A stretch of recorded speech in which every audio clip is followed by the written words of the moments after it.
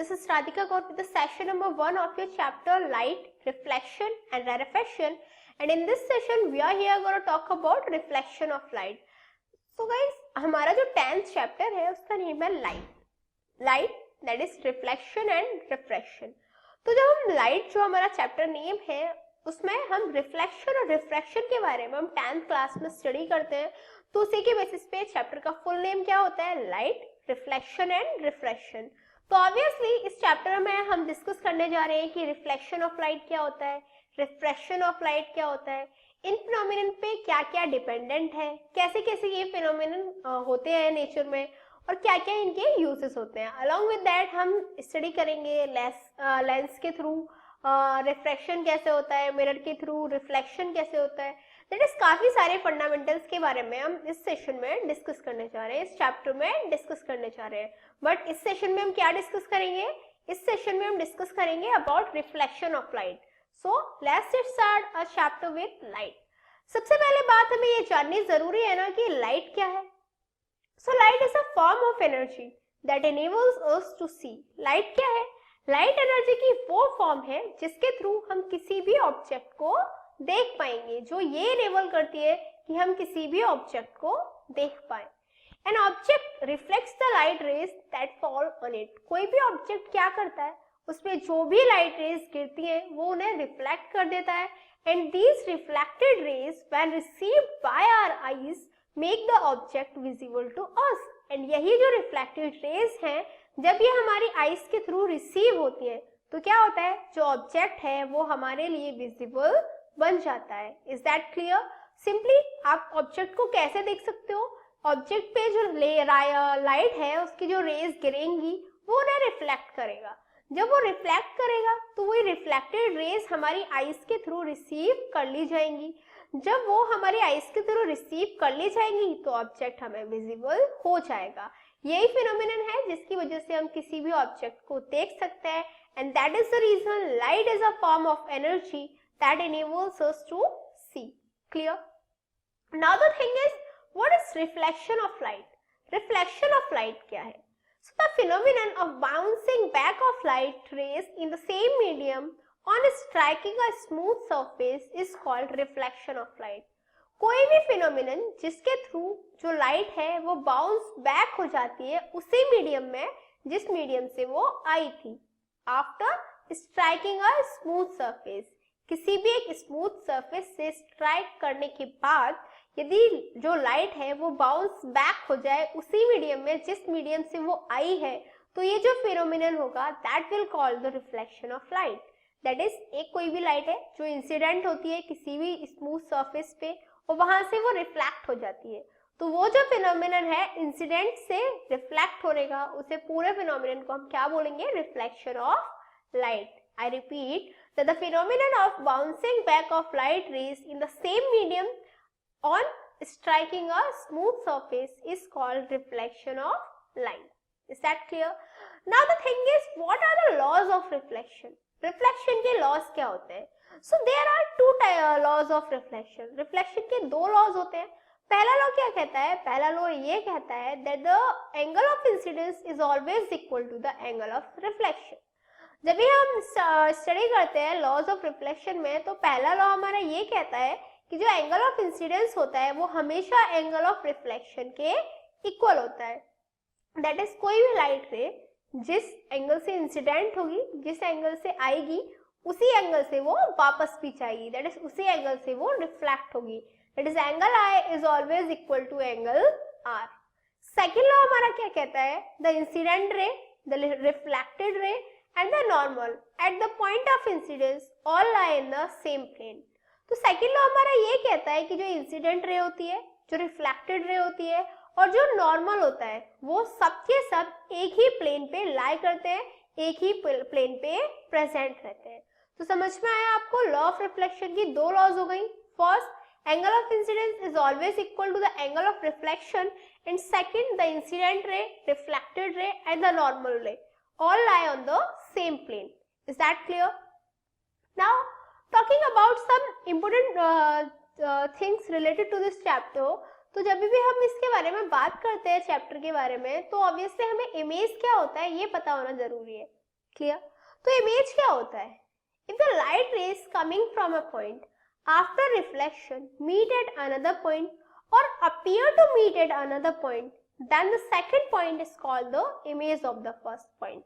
Simply यदि जो light rays किसी भी एक पॉइंट से आ रही है और वो रिफ्लेक्शन के बाद किसी अनदर पॉइंट पे जाके मिलती है या फिर मिलती हुई प्रतीत होती है, मिलती हुई अपीयर होती है, तो जो सेकंड पॉइंट होता है वो क्या होता है? वो फर्स्ट पॉइंट की इमेज होती है और जो फर्स्ट पॉइंट होगा वो ऑब्जेक्ट होगा. क्लियर? सिंपल सी बात है, यदि कोई भी लाइट रेस किसी भी एक पॉइंट से आके दूसरे पॉइंट पे मिल रही है तो जो दूसरा पॉइंट है वो क्या होगा? इमेज होगा और जो फर्स्ट पॉइंट है वो ऑब्जेक्ट होगा. Is that clear? That if light rays coming from a point after reflection meet at another point or appear to meet at another point, then the second point is called the image of the first point. Now the thing is, real image क्या होती है?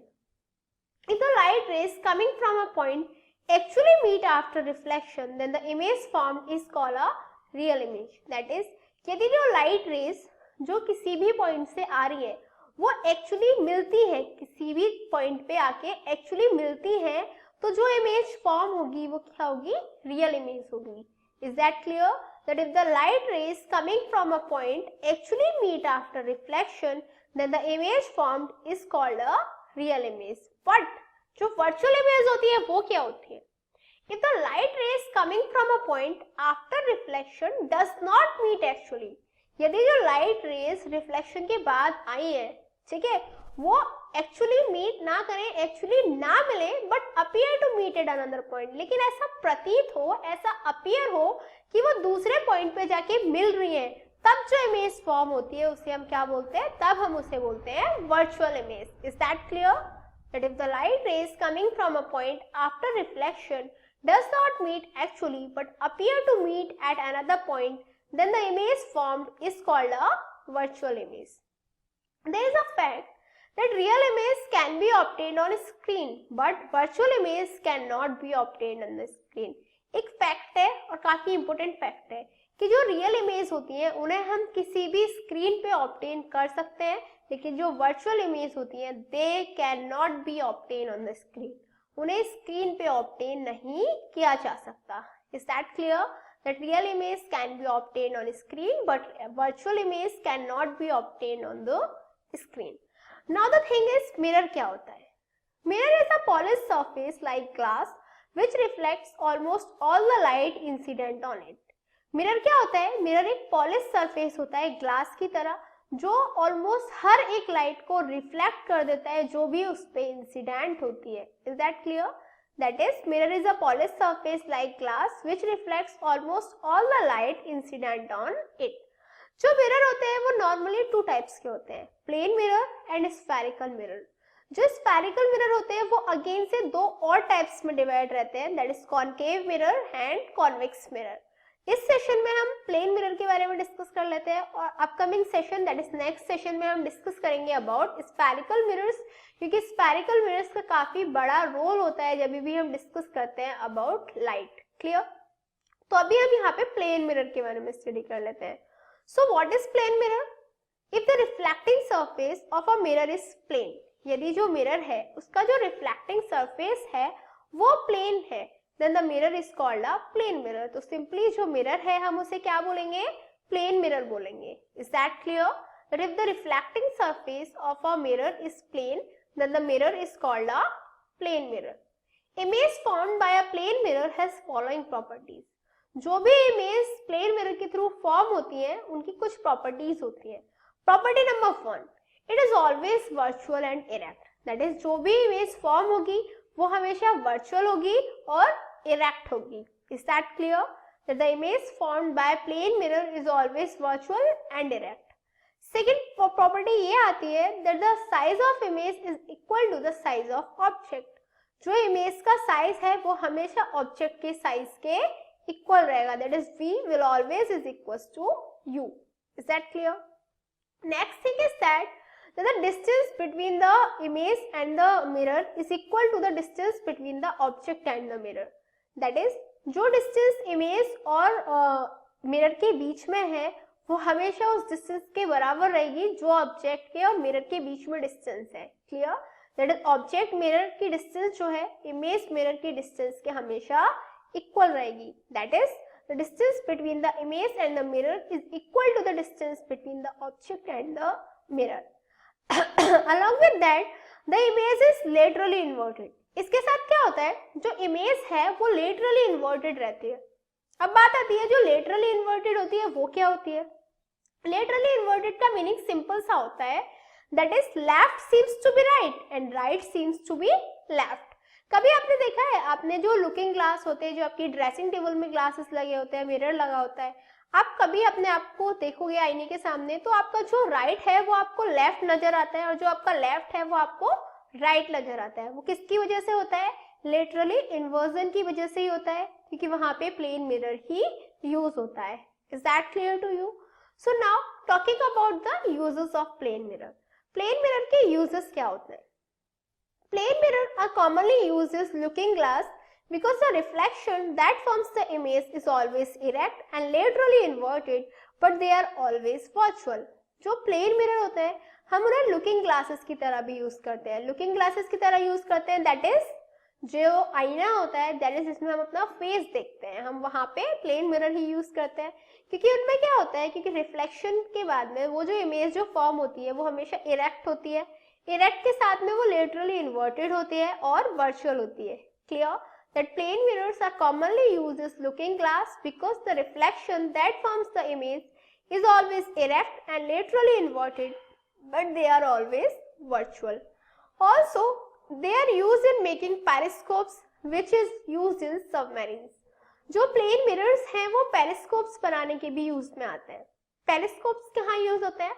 जो पेरिस्कोप्स है वो submarines में use होते हैं और वहां पे जो पेरिस्कोप्स बनते हैं उनमें प्लेन मिरर्स का यूज होता है।